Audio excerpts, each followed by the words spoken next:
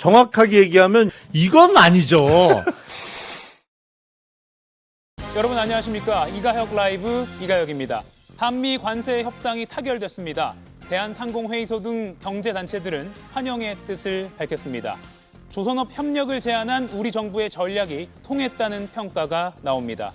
또 협상장에 과거 광우병 시위 사진을 미국 측에 보여주며 농산물 개방을 막은 일화도 전해집니다. 잠시 후 짚어보겠습니다.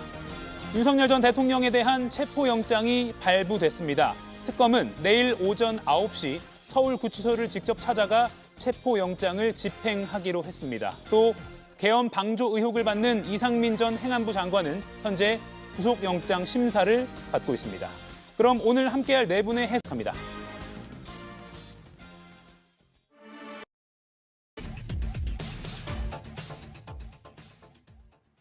최고의 제안을 내라. 관세 담판을 위해 한미가 마주 앉은 상황. 미국이 막판 압박에 들어갑니다. 이재명 대통령은 이 내용을 보고받고 당당한 자세로 임하라고 당부했는데요. 다른 나라에 비해 시작이 늦어서 걱정이 많았던 한미 관세 협상. 협상 시한을 딱 하루 남겨둔 오늘 오전에 극적으로 타결됐습니다. 그쪽에서는 여러 이야기를 했지만 그런 원력 문제랄지 쌀 이런 여러 이야기가 아주 많이 알려진 그런 거고 당연히 고성이 오갔을 거고 우리 정부 내에서 협상 전략을 논의할 때도 부처 간의 고성이 오가고 그런 상황이었습니다. 이렇게 쌀과 소고기 개방 문제를 놓고는 양국 간 고성이 오가는 상황도 발생했는데요. 강경한 미국을 설득한 히든카드는 바로 이 사진이었습니다. 우리 협상단은 광우병 사태 당시 대규모 시위 사진을 준비해서 보여줬다고 하는데요. 소고기 추가 개방과 관련한 국내 상황을 이해시켰다는 겁니다. 이 대통령도 큰 고비를 하나 넘었다면서 협상 내용을 알렸죠. 상호 관세 15%에 합의한 한미. 양국의 협상 테이블 위에는 아직 여러 현안들이 남아 있습니다. 새로운 국면으로 접어들 겁니다. 방위비 영역, 그리고 방산 물자 구입, 주한미군의 재조정, 그리고 거기에 곁들인 한미 동맹, 군사적 부분에서요. 한미 정상은 앞으로 2주 안에 만나자는 약속도 했습니다. 첫 통상 분야 과제를 해결하면서 큰 걸음을 뗀 이재명 정부. 다음 스텝은 어디로 향하게 될까요? 네, 오늘 새벽에 미국 워싱턴 DC에서 전해진 소식입니다. 많은 분들이 새벽잠을 이 속보 알림과 함께 깨셨을 것 같은데요. 3,500억 달러, 우리 돈 487조 원 대미 투자를 조건으로 트럼프 대통령이 일찌감치 예고했던 25% 관세를 15%로 낮춘다. 이걸 적용 시점 하루 전인 오늘 오전, 오늘 새벽이라고 해야겠네요. 오늘 새벽 한미 관세 협상이 극적으로 타결됐습니다. 긍정적인 반응이 많이 나오고 있는데 이 지금 네 분 패널 여러분께 한 줄 평이라고 너무 가혹하니까 두세 줄로 간단하게 좀 평가를 여쭙겠습니다. 먼저 김용남 위원님부터 한번 부탁드릴게요. 일단 그 상호 관세율 15%는 우리보다 앞서 협상 타결을 했던 일본, EU가 다 15%였으니까 어느 정도 예상이 됐습니다. 다만 대미 투자 금액이 조금 많은 거 아닌가? 3,500억 불 투자에 또 미국산 LNG를 1,000억 불 구입하기로 했으니까요. 그런데 다만 다행스러운 것은 이게 투자를 언제까지 해야 된다라는 투자 시한이 아직은 없는 것으로 알려졌기 때문에 저는 빨리 불확실성을 제거하는 측면에서는 잘 됐다. 한 80점 정도는 충분히 받을 수 있는 협상 내용 아닌가 싶습니다. 예, 김희정 의원님. 저는 일단은 협상이 타결됐다는 데 큰 의미를 부여하고 싶습니다. 사실 우리가 이구동성으로 불확실성이 해결됐다, 참 다행이다라고 얘기는 하고 있습니다마는 그 말이 가지고 있는 의미가 있잖아요. 만약에 두세 달 더 유예됐다거나 혹은 그냥 25% 이렇게 해서 내일부터 시행이 된다거나 이랬으면 정말 너무나 큰 타격이었을 텐데 다행히 하루 전에 극적으로 타결을 돼서 참 다행이다라는 생각이고요. 특히 이제 우리 정치 상황이 참 녹록지 않은 가운데 예. 이루어진 협상이었잖아요. 그래서 더더군다나 아마 이 정부와 또 민간 기업이 함께 이 협력해서 이뤄낸 성과라고 할 수 있는데 특히 저는 뭐 김영남 의원님 말씀하신 거에 더해서 쌀과 또 쇠고기 뭐 더 추가 개방 이런 것들을 잘 막아낼 수 있었다는 점에서 높이 평가하고요. 예. 그 부분에 있어서 농민들이 참 노심초사했던 부분이 있는데 다행이라고 생각하고요. FTA 국이었기 때문에 네. 사실은 뭐 일본에 비교하면 우리는 자동차 관세 12.5% 정도 했어야 되는데 조금 아쉬움이 있다 이런 얘기 합니다만은 미국 주도로 거의 트럼프 대통령이 주도하는 그대로 이루어지는 그 베이스에서 이루어지는 이런 협상이었기 때문에 아쉬움은 남지만 그래도 EU나 일본 정도로 막아낸 것은 저는 선방했다고 평가합니다. 네. 어떻게 보십니까? 네, 저도 한 단어로 정리를 하자면 아쉬운 선방이었다 하는 그런 말씀을 드립니다. 예. 점수를 평가한다면은 글쎄요, 저는 B+ 정도는 줄만한 그런 내용이었다 하는 얘기고요. 약 한 85점 정도입니다만은 아쉬운 대목은 우리가 뭐 다시 논의를 하겠습니다. 예. 곳곳에서 나와 있고 지금 장밋빛으로 치장을 할 수는 없다. 3,500달러 아까 자료 화면에 나왔습니다만 약 480조 원이 된다는 거 아닙니까? 우리 지난해 기준으로 예산이 680조 원으로 계산을 하면은 거의 한 해 예산, 대한민국 전체에 쓸 예산의 약 70% 정도를 지금 투자를 하라라고 하는 요구에 응답을 한 건데 과연 이것이 디테일로 들어가서 어떤 면에서 물론 뭐 2천억 원은 보증과 대출, 나머지 1,500억 원은 조선 펀드 이런 예. 큰 가닥은 잡혀 있어도 이 세부적인 투자 글쎄요. 그리고 또 90%를 미국 밖으로 보내면 안 된다라고 하는 그런 게 지금 속속 드러나오는 마당에 아쉬운 점은 적지 않다. 일단 이렇게 규정을 하고 있습니다. 예. 김용남 의원님이 80점 주셨는데 김동훈 의원님 85점을 주셔서 네, 5점 더 후하게 제가 주셨어요. 원래 좀 후한 편입니다. 네. 현광재 의원님. 저는 이게 그 진영 논리에 갇혀서 예. 자화자찬할 대상도 아니고 비판을 위한 비판을 할 대상도 아니라고 생각합니다. 그래서 제가 갖고 있는 정말 양심상 한 80점 정도 주겠습니다. 네. 왜냐하면 기존의 이 협상이 지연되면서 혹시 15% 플러스 알파의 관세율이 적용된 것 아닌가라는 정도의 걱정과 우려가 우리 경제계에 있었던 게 사실인데 어쨌든 15% 다른 나라들 그러니까 일본이나 EU와 같은 수준의 관세율을 적용받았다는 것은 의미가 있다고 보고요. 다만 그 미국에 투자하는 금액이 3,500억 불로 확정이 됐는데 이게 GDP 대비 20.4%입니다.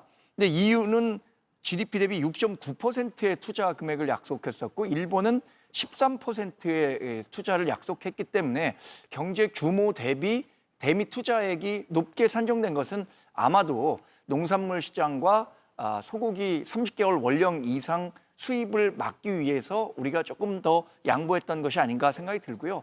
자본시장에서 이번 협상 결과에 대해서 가장 객관적인 평가를 내릴 거라고 생각하는데 오늘 코스피 지수가 조금 오르다가 마지막엔 9포인트 내렸어요. 예. 그래서 앞으로의 그 디테일한 협상 결과는 조금 더 두고 봐야 하는 것 아닌가라는 판단을 경제계에서도 한 것 아닌가 이렇게 종합해 보겠습니다. 예. 그러면 네 분의 성적을 제가 종합해 보면 김유정 의원님은 숫자를 말씀 안 하셨기 때문에 3명의 모집단으로 해서 80, 85기 때문에 80점 이상의 평균 점수를 낼 수가 있을 것 같은데 말씀하신 대로 이게 정쟁, 여야를 떠나서 그냥 객관적으로 좀 평가를 해본다면 앞서 김유정 의원님이 잠깐 언급하셨지만 시작이 다른 나라에 비해서 늦었잖아요. 왜냐하면 미국 트럼프 대통령이 취임하면서 상호관세 정책을 예고한 게 이미 지난 2월인데 그때 지난 2월에 대한민국 상황을 생각해 보면 사실상 윤석열 정부는 이제 마비 상태였고요.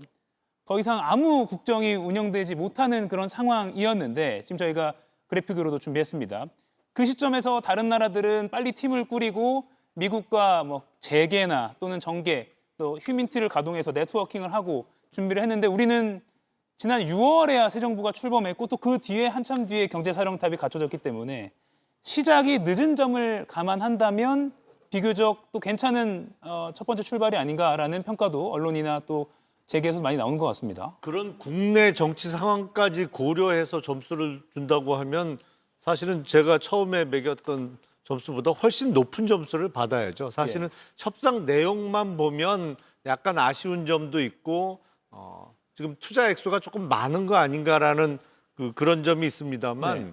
국내의 극도의 그 정치 혼란상 때문에 6월 3일 대선 이후에 인수위도 없이 출발하면서 뒤늦게 협상을 시작한 거에 비하면 그거보다는 훨씬 높은 점수. 제가 보기엔 뭐 90점, 95점을 받아도 괜찮을 것 같습니다. 예. 어려웠던 여건을 고려하면요. 어려웠던 여건을 고려하면 김동연 의원님, 뭐 저희가 아까 표로도 준비했지만 네. 시작이 사실 6월 뭐 중하순부터라고 해도 과언이 아닌데 어쨌든 한 달 정도 만에 무난한 성과를 얻어냈다 이렇게 좀 평가가 나오거든요. 그렇습니다. 뭐 이거는 아까 언급이 됐듯이 어떤 예. 진영 논리로서 저부터도 반대를 위한 반대는 하고 싶지 않습니다. 잘한 것은 잘한 것으로 인정을 한다라는 면에서 제가 선방이라는 얘기도 했고 이 네 분 중에서 가장 높은 점수를 제가 줬는데요.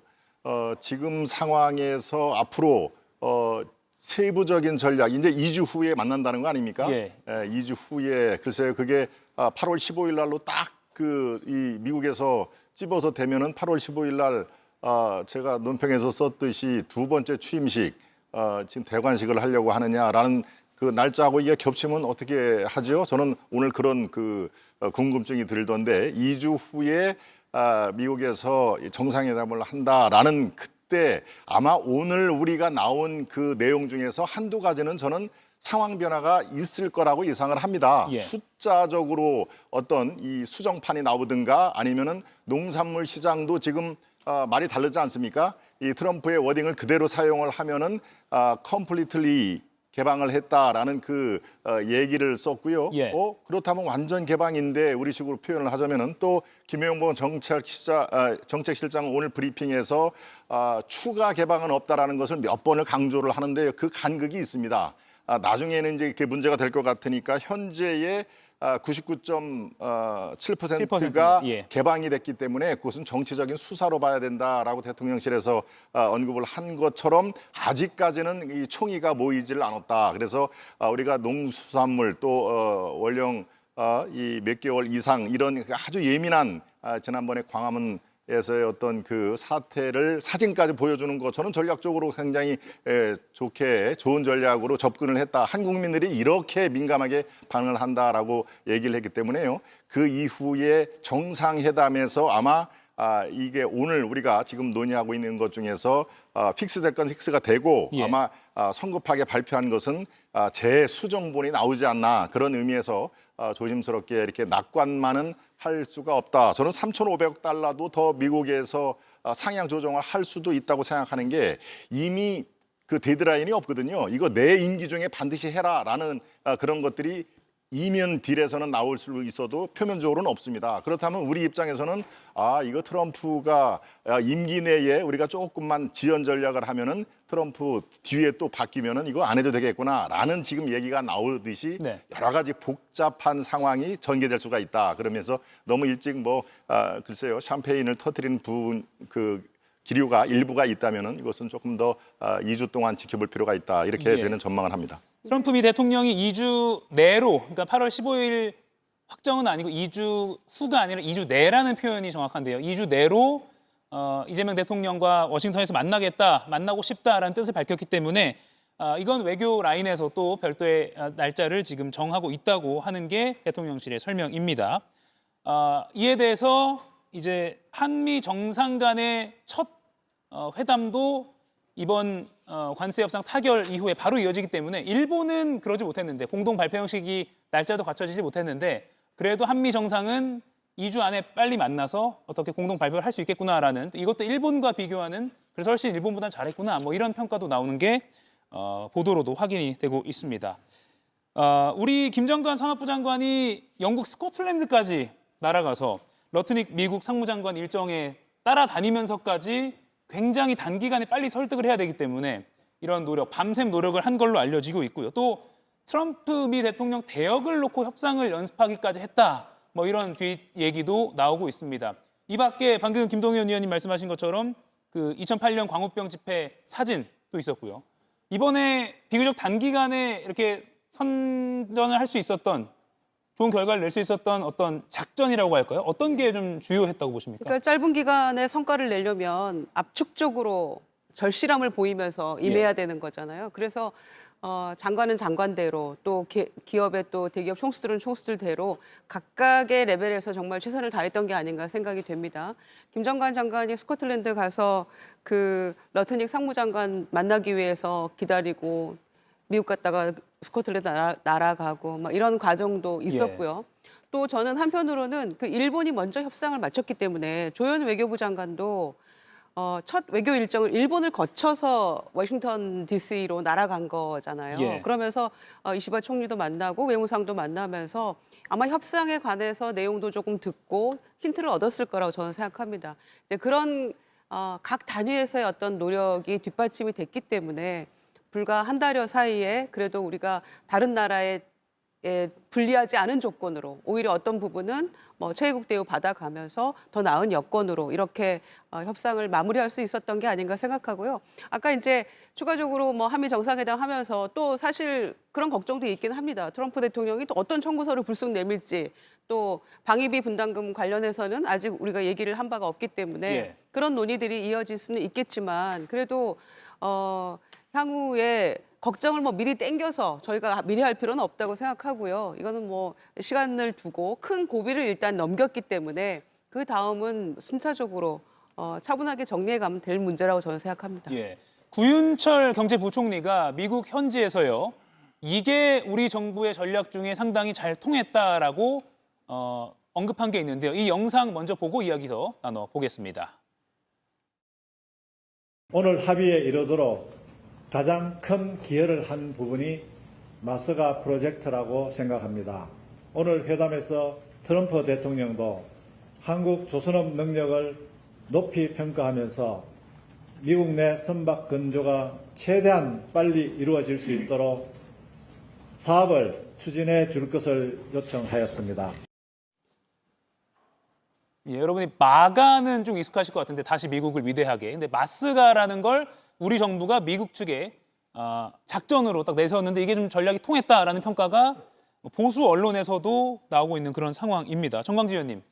일단 그 우리 협상 결과가 완전한 선전이었다 이렇게 평가해서는 안 될 것 같아요. 왜냐하면 미국 언론이나 미국 정치권에서도 한국이 이번 협상 결과를 어떻게 평가하고 있는지에 대해서 충분히 모니터링 하지 않겠습니까? 근데 우리가 이렇게 잘했다, 뭐 자화자찬식으로 계속 얘기하면 아마 트럼프 미국 대통령이 다시 이재명 대통령을 만날 때는 협상 잘했다던데 우리가 지나치게 미친 것 같으니까 조금 더 요구하겠다라는 생각이 생길지 몰라서 이런 부분은 전체적인 분위기를 좀 고려한 톤 조정이 좀 필요하다고 생각하고요. 이 마스가라는 것은 미국이 지금 가장 아쉬워하는 부분이 조선 산업의 이 부흥이라는 거예요. 과거에는 뭐 대형 항공모함이든 군함이든 미국이 자체적으로 건조하고 이걸 유지 보수할 능력을 갖고 있었는데 미국 조선업이 쇠퇴하면서 그런 그 능력을 상실했다는 거죠. 예. 반면에 우리나라는 우리나라 기업이 조선 순위 기업별로 보면 1위서부터 4위까지가 다 있을 정도로 전 세계가 인정하는 조선 강국입니다.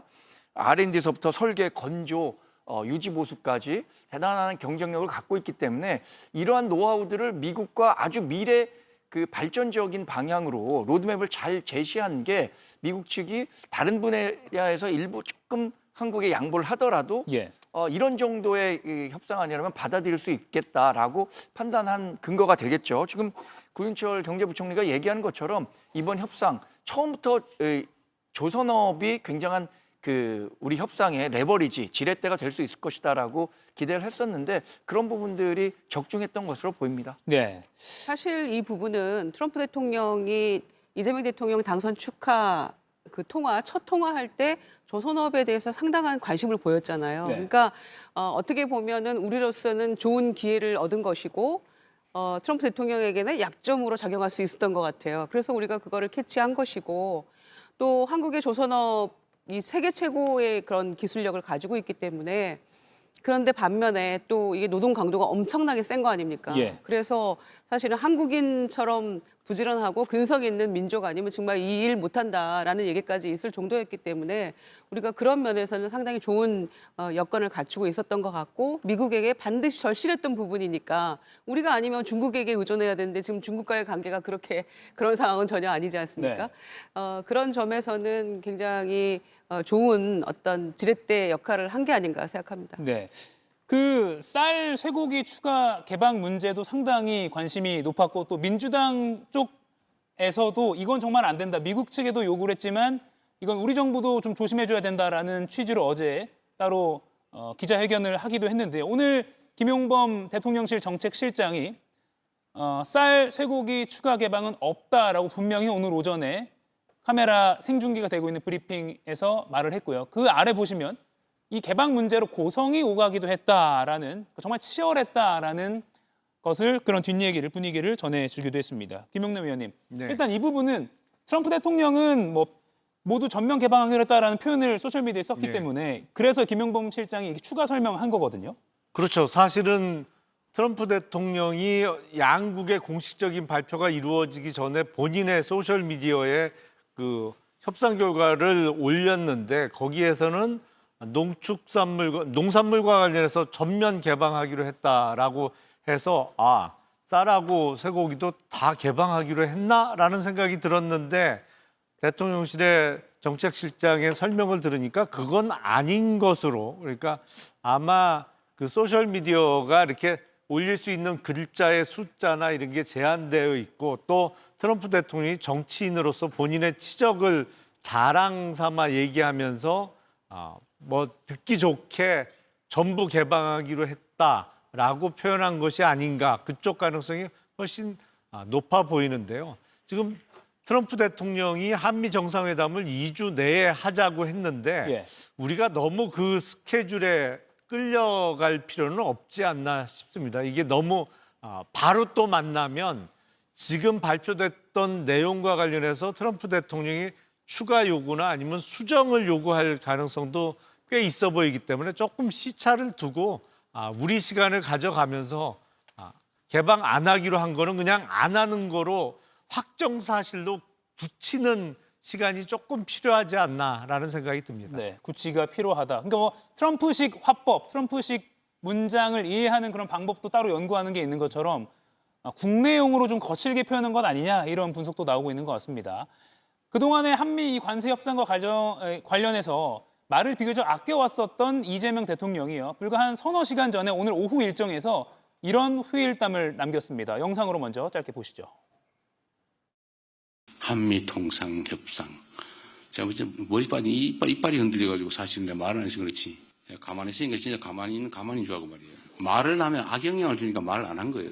오리가 물살에 떠내려가지 않기 위해서 우아한 자태로 있지만 물 밑에서는 얼마나 쟁 난립니까? 네, 정강기 의원님. 일단 전략적으로 좀 조용히 있었다. 실무자들이 열심히 움직였다. 이런 표현일까요? 글쎄 뭐 저는 이에 대한 판단 기준은 좀 다를 것 같습니다. 트럼프 미국 대통령이 워낙 탑다운 방식의 그 협상을 추진하는 것을 선호하기 때문에 저는 보다 적극적으로 이재명 대통령이 움직였다면 더 좋은 결과를 만들어낼 수도 있었다고 생각하기 때문에 지금 이야기하시는 것은 본인이 그동안 이 협상 과정에서 좀 조용하게 있었는데 이런 부분에 대해서 지적을 하는 목소리들이 있었어요.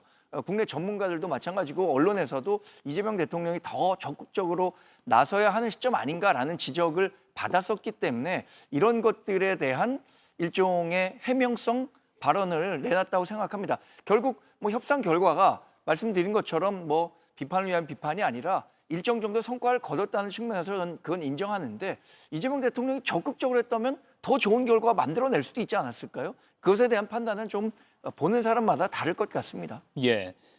이 어떻게 보면 큰 그것도 상대가 미국인데요. 미국과의 어떤 실용 외교 첫 무대라고도 할 수 있습니다. 어떤 성공적으로 출발했다라고 평가할 수 있을까요? 그래서 이제 정광재 대변인 말씀은 결과론적인 이야기죠. 그러니까 대통령이 나서서 이거를 앞장서서 했다라면은 더 좋은 결과.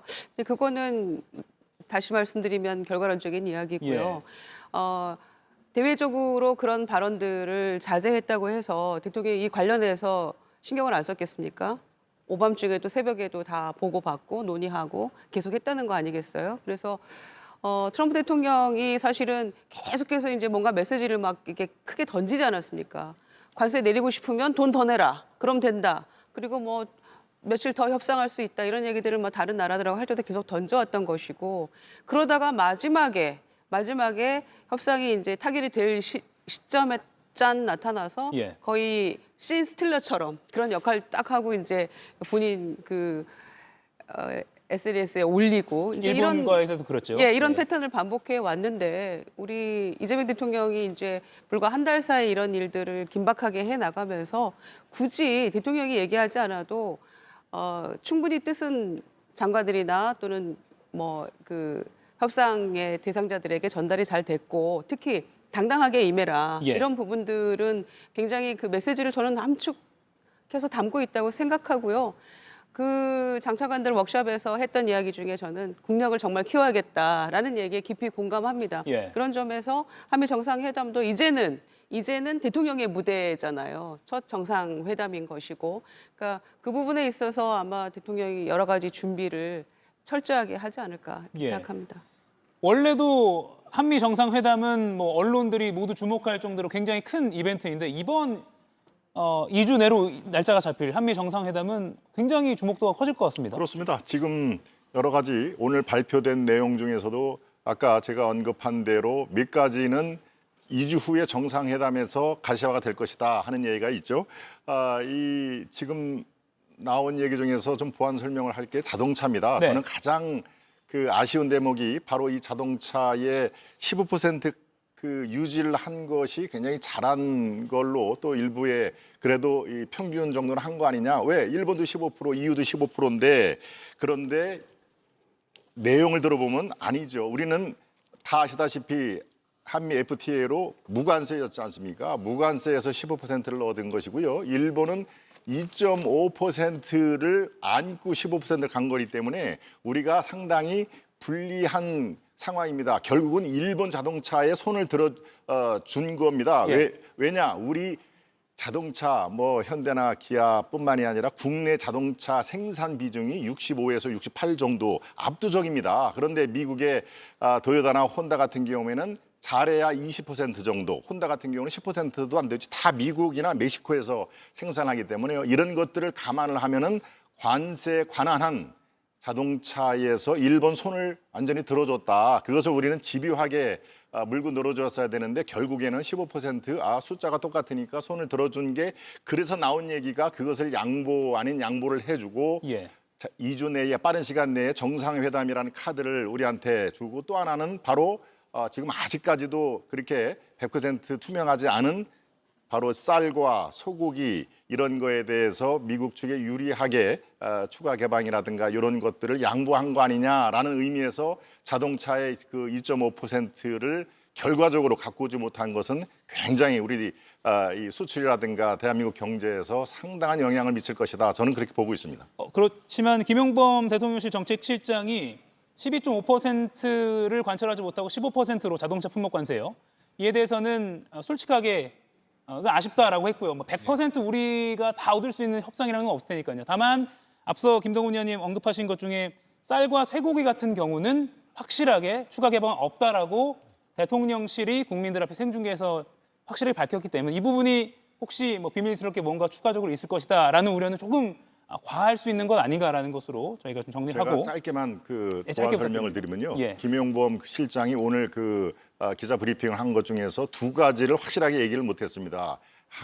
그 트럼프가 쓴 컴플리트리라는 그 의미, 또 한 가지는 90%를 미국에 유보 또는 재투자를 하겠다는 의미에서 리테인 설명을 이렇게 우회적으로 했습니다. 예. 우리가 알아봤다. 이거다라는 얘기를 기자 질문을 받고서도 정확히 얘기를 못하는 그런 상황이니까요. 아직까지 지켜볼 대목은 여전히 남아있다 이렇게 생각합니다. 예. 농산물 관련해서 정치 지도자의 표현으로 이해하고 있다라고 김용범 실장이 설명하기도 했습니다. 김용남 의원님. 네. 사실은 이제 협상 타결로 발표는 됩니다만 합의된 문건은 없는 겁니다. 그러니까 서로 협상을 진행하는 과정에 각자 메모한 거 뭐 이런 거지 양측 간에 합의된 문건을 갖고 서로 사인을 하는 이런 절차는 없는 협상이었거든요. 예. 그러니까 그 김용범 실장 입장에서는 트럼프 대통령이 그냥 본인이 그 일방적으로 소셜 미디어에 올린 내용을 갖고 더 자세히 설명할 방법도 없고 설명할 이유도 없는 거죠. 그거는 그냥 뭐랄까요? 미국 정부의 공식적인 문건도 아니고 대통령 개인의 소셜 미디어에 올라간 내용일 뿐이지 그거에 대해서 디테일하게 설명을 못했다고 해서 뭐 거기에 무슨 숨어 있는 우리 측의 약점이 있다고 생각하는 것은 너무 과한 생각이 아닌가라고. 게요. 열띤 리테인 같은 경우에는 토론이 되고 있는데요. 리테인 같은 경우는 그렇게 간단하게 얘기를 할 게 아닙니다. 이게 미국이 가져가겠다는 뜻인지 아니면 미국에서 재투자를 할 테니까 한국으로 과실송금은 안 된다는지 이거는 협상의 가장 중요한 대목 아니겠습니까? 리테인이라는 얘기를 한참 설명을 했는데도 핵심은 이렇게 우회적으로 했다. 그러니까 아직까지 정확하게 미국의 의도를 파악하지는 못했다. 이렇게 보는 게 합리적이 아닐까 싶습니다. 예, 다만 김용범 정치실장 그 리테인 부분에 대해서는 우리는 우리 방식으로 확보를 해놨다. 90% 부분에 관해서는 한미가 설명이 다 다르다라는 취지로 설명했기 때문에 말씀하신 대로 이 부분은 양 정상이 2주 뒤에 만나서 또 어떤 서면화된 합의문 그리고 더 나아간다면 공동 기자회견 형식으로 우리 뭐 로즈가든이라고 하나요? 백악관 앞에 그 잔디밭에서 네. 보통은 그런 식으로 문서화를 하고 발표를 하는 것이 관례인데 트럼프식 외교에서는 뭔가 관례들이 다 깨지고 있기 때문에 지금 이런 논의도 더 벌어지는 거 아닌가 싶습니다. 2주 동안 계속해서 이와 관련해서 또 발전적인 토의가 필요해 보입니다. 자, 한미 관세 협상 타결은 여기까지 짚어보고요. 국내 소식도 굉장히 다룰 게 많습니다. 백다혜 앵커가 브리핑 준비하고 있습니다. 소방청장에게 단전 단수 지시하셨습니까? 대통령실에서 보고 계시던 문건은 어떤 내용입니까? 헌재에서 위증한 혐의 인정하시나요? JTBC를 포함한 언론사 단전 단수를 지시한 혐의를 받는 이상민 전 행정안전부 장관, 오늘도 입을 꾹 닫았습니다.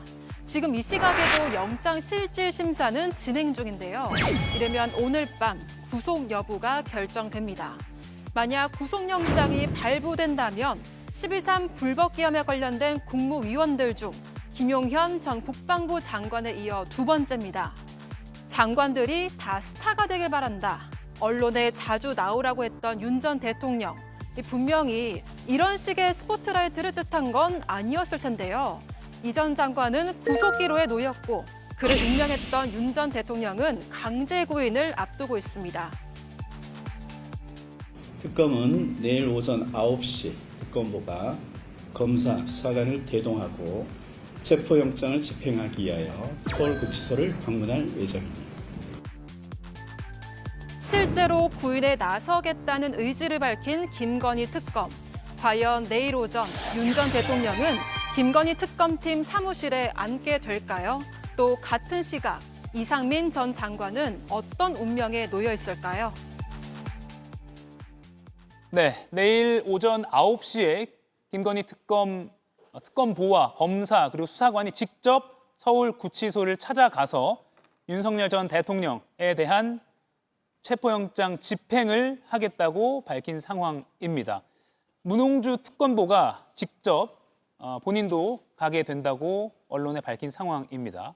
김영남 위원님, 다른 주제도 좀 준비가 돼 있지만 구체적으로 그럼 내일 서울구치소에 이 특검에서 간다고 해도 윤 전 대통령의 팔과 다리를 들고 이렇게 나오고 이렇게 할 수는 없는 겁니까? 어떤 그림이 그려진지 시청자분들이 많이 궁금해하시거든요. 아니 팔다리를 들고 나올 수 있습니다. 기본적으로 영장의 효력인 것이고 다만 지금 특검이 수사하는 사건과 관련해서는 불구속 상태인 피의자입니다만 수감 기간에 구속되어 있는 사람이기 때문에 구속 수감자에 대한 신병 관리나 호송은 교도관들의 업무거든요.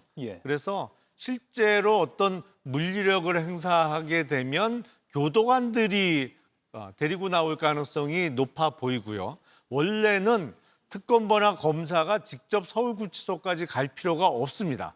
서면을 통해서 집행지휘를 하면 되는 건데 그러면 그 지휘를 받은 교도관이 데리고 나와서 특검 사무실까지 데려다 놓으면 되는 건데 서울구치소 쪽에서 좀 부담스러워하면서 검사, 특검 쪽에서 직접 와달라고 요청을 했기 때문에 가게 되는 상황이고요.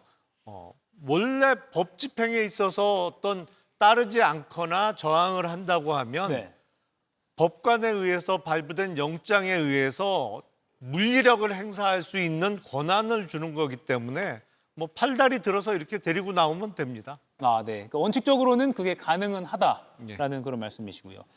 오늘 민주당 특검 특위 어제 발족했죠. 이 특검 특위에서 서울구치소에 방문해서 윤 전 대통령 건강 상태가 이상이 없다는 것을 서울구치소 측으로부터 확인을 받았습니다. 저희가 그래픽으로 준비했는데요.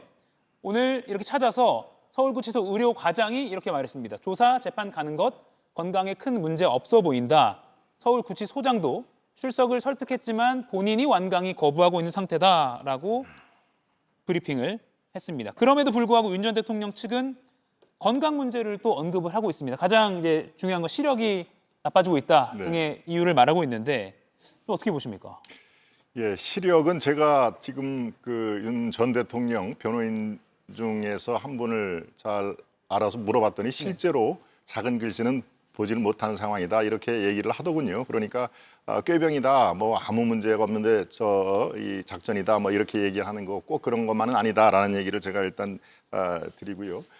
일단 건강에 제 개인적인 생각에는 당당히 응할 시점이 이미 지났다라고 생각을 합니다. 너무 멀리 왔다. 그러니까 지금 피하려고 해서 회피가 될 문제가 아니거든요. 그리고 이게 지금 앞으로 기소가 되지요. 또 재판이 있죠.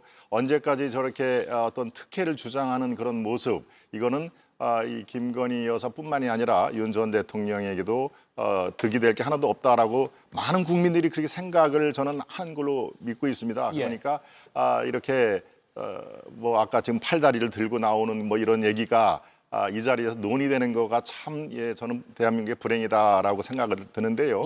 이제라도 정말 당당히 응하고 본인이 또 억울한 면이 분명히 있을 거 아니겠습니까? 억울한 것은 이러이러한 그런 거다라고 법리 투쟁을 하면 치열한 논쟁을 하면 되는 것이고요. 잘못한 거는 이제 사과를 해도 될 만큼 시간이 너무 멀리 왔다 하는 그런 얘기를 강조를 합니다. 그래서 제가 그 변호인단한테도 이제는 수사라든가 조사 이걸 회피해서 지금 될 문제가 아니다.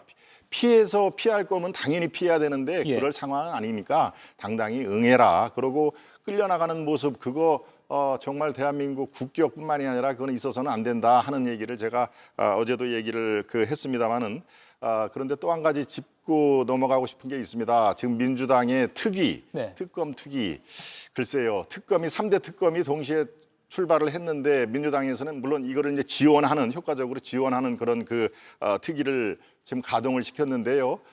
참 이 국민들이 보기에 저도 마찬가지입니다만은 참 안타까운 면이 있습니다. 지금 지원 특위를 가동을 할 정도의 대한민국 상황이 녹록치가 않은 거 너무나 잘 알고 계실 겁니다. 그러니까 이럴수록 저 특검은 3대 특검이 동시에 지금 서로 경쟁적으로 신병 확보에 지금 나서는 마당이니까요. 당에서는 그 특위에 너무 이렇게 마치 별동대처럼 그렇게 생각을 하지 마시고 정말 민생이라든가 경제 뭐 이런 뭐 주가 5천 시대를 열겠다 하는 거에 더욱더 주력을 하는 그런 특위를 가동을 하셔야지 지금은 특검 특위 이거 긍정적으로 보는 국민이 그다지 많지는 않을 것이다. 저는 그렇게 판단하고 있습니다. 내일 오전 9시에 윤석열 전 대통령이 있는 서울구치소에서 체포영장이 집행된다고 하니까요. 저희가 내일 이 시간에 관련 소식을 전해드릴 수 있을 것 같습니다. 김건희 씨 소식으로 넘어가기 전에 이상민 전 행안부 장관 소식을 잠깐 좀 짚고 가겠습니다. 언론사 단전 단수를 지시했다라고 특검은 영장 청구서에 적시를 한 상황이고요. 그리고 이 시각 현재 영장 실질 심사를 받고 있고요. 뭐 흔히 언론에서 말하죠. 이르면 오늘 밤, 뭐 늦어도 내일 새벽 안에는 구속영장 발부 여부가 결론이 날 것으로 보입니다. 김유정 의원님. 네. 일단 내란 중요 임무 종사자 혐의고요. 특검은 이상민 전 장관이 내란 순차 공모범이다. 그리고 국헌 문란을 했다라고 영장 청구서에 적시를 했습니다. 네, 아주 적합한 표현이라고 생각하고요. 특히 저희가 그냥 쉽게 말해서 단전 단수 전기도 끊고 물도 끊고 언론사에 대해서 특정 언론사에 대해서 이렇게 얘기합니다만 이건 언론 말살이죠. 그거를 꾀했다는 것이고 특히 위증도 하지 않았습니까? 그래서 CCTV가 모든 것을 말해줬죠. 본인은 문건을 먼발치에서 봤다는 것 때문에 우리가 시력 논란까지 벌였던 수차례 그런 기억도 떠오릅니다마는 그런 위증까지 했기 때문에 본인이 진실을 말할 생각이었다면 굳이 거짓말할 필요도 없었던 거 아니겠습니까? 예. 그런데 그런 지시를 한 적도 없다, 또 문건을 제대로 받은 적도 없다 이랬습니다만은 본인이 했던 말들이 다 사실이 아니라는 것들이 이미 드러났기 때문에 저는 마땅히 구속은 될 거라고 생각합니다. 예. 조금 전에 JTBC가 단독으로 지금 온라인에 보도를 올린 기사가 있는데요. 이상민 전 장관이 저희 JTBC도 그 언론사에 포함됐죠. 단전 단수 대상 중에 하나였는데 그 지시를 했을 때 허석곤 당시 소방청장에게 지시가 내려갔고요. 이 지시가 소방본부를 거쳐서 일선 소방서까지 내려간 것으로 특검이 파악한 것으로 저희 JTBC가 단독 취재한 내용 보도 방금 온라인으로 했습니다. 그리고 저희 방송이 끝나면 있을 JTBC 뉴스룸에서도 관련 보도를 이어나갈 예정인데요. 그러니까 윗선에서만 잠깐 오고 간 단전단수 계획 또는 지시가 아니라 일선 소방서까지도 이 지시가 구체적으로 내려갔다라는 것은 민주주의의 어떤 쇠퇴 또는 언론에 대한 탄압으로도 볼 수 있는 대목이라서 조금 더 혐의나 또는 당시의 어떤 행동이 더 짙어지는 것 아닌가라는 그런 대목인 것 같습니다. 정강주 의원님, 예. 이상민 전 장관이 만약 구속영장이 발부가 되면 그 윗선이라고 할까요? 한덕수 전 국무총리에 대한 수사도 탄력을 받게 된다 이렇게 볼 수 있을까요? 특검의 지금 그 수사 방향과 관련해서 또 속도를 감안한다면 이상민 행안부 장관 다음에는 당연히 한덕수 전 총리 쪽으로 기소 의견이 나지 않을까, 그러니까 구속영장을 발부하는 예. 쪽으로 가지 않을까 싶고요. 한편으로는 저는 이상민 전 행안부 장관이 사실 법조인으로 굉장히 명망이 높으셨던 분인데 이런 상황에까지 가게 된 데 대해서 대단히 좀 유감스럽게 생각합니다. 이태원 참사 당시에 행안부 장관으로서 책임 논란이 있었죠. 당시에 밀려나는 식으로 그만둘 수 없었기 때문에 야당이 주도하는 탄핵 과정을 거치기도 했었는데 당시에 정치적 책임을 지고 물러났었더라면 지금의 상황까지 오지 않았었을 것 같아서 개인적인 좀 인연이 있기 때문에 더 좀 참담한 마음이 드네요. 예. 여기까지 윤석열 전 대통령과 이상민 전 장관에 대한 소식은 짚어보고요. 다음은 김건희 씨에 대한 이야기를 좀 해보겠습니다. 김건희 특검팀이 김건희 씨의 목걸이 관련 의혹 등도 다 들여다보고 있습니다. 그런데 윤석열 전 대통령이 재임할 당시 그 대통령실에서도 김건희 씨의 목걸이 착용을 걱정했다, 우려했다는 보도가 나왔습니다. 그래픽 준비했습니다. 나토 순방이죠. 2022년 6월에 나토 순방 당시 김 여사가 목걸이를 차겠다는 계획이 있는데 그게 문제가 될 수 있으니까 이거 법적으로 검토해봐야 하는 것 아니냐는 그런 논의가 대통령 비서실 행정관 또는 실무진 사이에서 나왔다는 게 특검이 소환을 통해서 얻어낸 그런 증언입니다. 김영남 의원님, 네. 당시 비서진 실무진에서도 김건희 씨의 목걸이 착용에 대해서 만류하는 그런 움직임이 있었다. 이건 그때도 이게 모조품이라는 걸 알아서 그랬을까요? 아니면 그냥 단순히 너무 이렇게 좀 치장하는 것 때문에 이미지가 그렇다는 걸까요? 어떤 의미로 볼 수 있을까요? 저 취지는 아마 모조품은 전혀 전제로 하지 않고 너무 고가의 목걸이에다가 그게 고위공직자 재산 공개 내역에 전혀 나와 있지 않았기 때문에 그런 점을 염려한 실무진들의 만류가 있었던 것이 아닌가 싶습니다. 예. 사실은 6천만 원이 넘는다는 그 목걸이와 관련해서 김건희 씨 측의 그 해명은 수차례 바뀌었어요. 그러니까 가장 최근에 바뀐 내용이 그 모조품을 사서 오빠에게 줬었는데 나토 해외 순방 직전에 그걸 빌려서 착용했었다라는 게 최근에 밝혀진 해명이었는데 또 그 이후에는 그 내용도 아닌 것 같아요. 예. 그러니까 그것도 사실이 아니고 특검 수사를 통해서 밝히겠다는 내용으로 본인이 한 얘기를 계속 뒤집고 있는 상황인데 나토 순방 전에 그 고가의 목걸이에 대해서 염려까지 했던 실무진의 진술이 나온 거로 봐서 아마도 당시 순방 때 착용한 목걸이는 정말 진품의 고가의 목걸이였을 가능성이 높아 보이고 고위공직자의 배우자로서는 전혀 어떤 개념이 없었던 게 그때나 지금이나 별반 다르지 않은 거 아닌가 그렇게 실무진들이 말렸음에도 불구하고 당시 김건희 씨의 대답은 내가 알아서 하겠다라고 예. 하고 목걸이 차고 갔다는 거 아니에요? 그러니까 참 보면 검찰총장 배우자 출신이라고 믿기지 않을 정도의 공직 의식은 전혀 없었던 것이 다시 한번 확인된 것 같습니다. 예. 그런가 하면 이 김건희 씨의 친오빠의 집도 아니고 친오빠의 장모 집에서 여러 가지가 발견됐죠. 저희가 그래픽으로 준비했는데요. 반클리프 목걸이, 이건 특검이 모조품으로 잠정 판단을 내렸죠.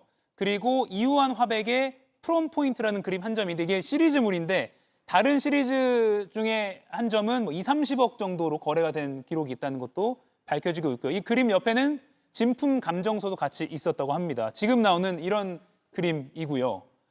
그리고 다이아몬드 목걸이, 이건 이제 반클리프 목걸이와 또 다른 목걸이고요.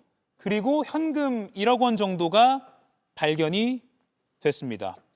지금 1억 원 이외에는 김건희 씨 오빠 김진우 씨는 뭐 출처에 대해서 불명확하게 증언을 하고 있는 그런 상황인데요. 오늘도 이 시각 현재 특검이 김진우 씨를 다시 한번 불러서 디지털 포렌식 작업을 참관하게 하고 있다는 소식도 들리고 있습니다.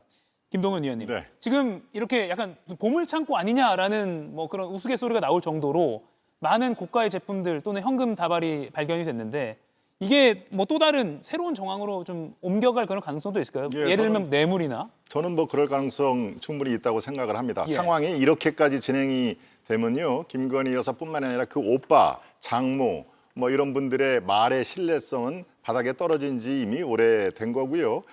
왜 그 목걸이 또 이우환 그림, 예. 다이아몬드, 현금 1억이 왜 오빠 집에 있어도 그게 문제가 되는 건데 또 장모 집에까지 간 거는 그거는 뭐 아주 초등학생도 뭘 숨기려고 했구나라는 그런 그 상황은 우리가 말을 안 해서 그렇지 다 아는 거 아니겠습니까? 숨길 이유가 없으면 왜 그게 건너 그 장모 집에서 나오나요? 본인 장모도 아니고 오빠 장모면 더더욱이나 그렇죠. 저 이우환 화백의 그 그림, 이게 진품 감정서까지 있다는 얘기 아니겠습니까? 그러고 이것을 내가 어디서 내 돈으로 샀다라고 하는 게 아직까지 나오지는 않아요. 예. 현금 1억 원은 내 돈이다라고 하는 게 오빠 진술에 현재 밝혀진 것을 유일한 상황인데요. 예. 네, 이 정도 되면은 글쎄요, 뇌물 또는 뭐 알선 수재 용으로 저것이 거기에 있었다 받아서 글로 이동을 했다라고 하면은 죄목은 뭐 뇌물이라든가 알선 수재가 다 적용이 가능하다고 하더군요. 그러니까 지금 상황에서 특검한테 일부 얘기를 한 것 중에서 아직 언론에 공개 안 된 게 있다고 얘기를 합니다마는 여기서 끝날 것 같지 않습니다. 예. 새로운 정황은 앞으로 계속 터져 나올 것이고요. 이거에 대해서 알만한 그 관계인들이 있을 거 아니겠습니까? 이분들이 또 가만히 있지를 또 않습니다. 새로운 증언들이 나올 수도 있다. 그렇습니다. 주변인들에 의해서. 예, 증언, 예. 증거, 정황 뭐 이런 것들이 이제 터져 나올 수밖에 없는 상황이 예. 이미 돼버렸다. 저는 그렇게 판단하고 있습니다. 네, 알겠습니다. 오늘 김건희 특검이 매우 분주했습니다. 공천 개입 의혹 수사 관련해서 핵심 피의자인 명태균 씨도 소환을 했는데요. 오늘 소환하면서 기자들의 질문에 굉장히 적극적으로 답변했습니다. 일부만 보고 이야기 더 나눠보겠습니다. 그 당시에 윤상현 의원하고 제가 친분이 아예 없는 건 아니었기 때문에 권성동, 윤한홍 의원이 전화 온 거, 문자 온 거 윤상현 의원이 옆에서 들려주고 보여줘서 그때 봤습니다. 네, 권성동, 윤한홍, 윤상현 국민의힘 의원들의 이름이 또 거론이 됐네요. 네. 당시에 공천관리위원장을 윤상현 의원이 맡고 있었고요. 친윤 가운데서도 김영선 전 의원과 공천에 대해서 이견이 좀 있었던 것 같아요. 그러니까 경남 지역에서 활동했었던 윤한홍 의원 같은 경우에는 김영선 전 의원의 공천에 대해서 좀 부정적으로 얘기를 했었고 권성동 의원도 그런 그 정황이 있었기 때문에 아마도 지금 얘기되고 있는 것은 친윤 간의 이런 다른 의견들을 윤상현 공천관리위원장이 갖고 있었는데 그런 의견과 덧붙여서 윤석열 전 대통령이든 뭐 장제원 전 비서실장이든 이런 분들의 전화로 인해서 공천 과정이 어떻게 바뀌었느냐 이런 부분들을 주장하고 싶은 걸 겁니다. 근데 지금 명태균 씨가 주장했었던 내용들은 이미 본인의 황금폰이 창원지검에서 대부분 포렌식이 됐었고 특검도 수사가 많이 진행됐었기 때문에 지금 계속해서 명태균 씨를 특검에서 소환 조사한다고 하더라도 그동안 많이 논란이 됐고 또 제기돼 왔던 문제 이상의 수준에서 더한 의혹이 나올 수 있을까? 저는 그럴 정도의 문제가 제기될 것으로 보지는 않습니다. 네. 그런가 하면 건진법사 등을 통해서 김건희 씨에게 청탁을 했다고 알려진 윤모 통일교 본부장 어젯밤에 구속영장이 발부돼서 구속이 됐습니다. 그런데 그 구속영장 청구서를 취재진들이 취재를 해보니까 권성동 의원의 이름이 여기서도 또 나왔습니다. 권 의원이 1억 원 정도를 법이 정하지 않은 방법으로 기부받은 걸로 보인다. 기부받았다라는 게 특검의 적시 내용입니다. 김정희 의원님, 물론 권 의원은 페이스북을 통해서 부적절한 관계 맺은 적이 없다.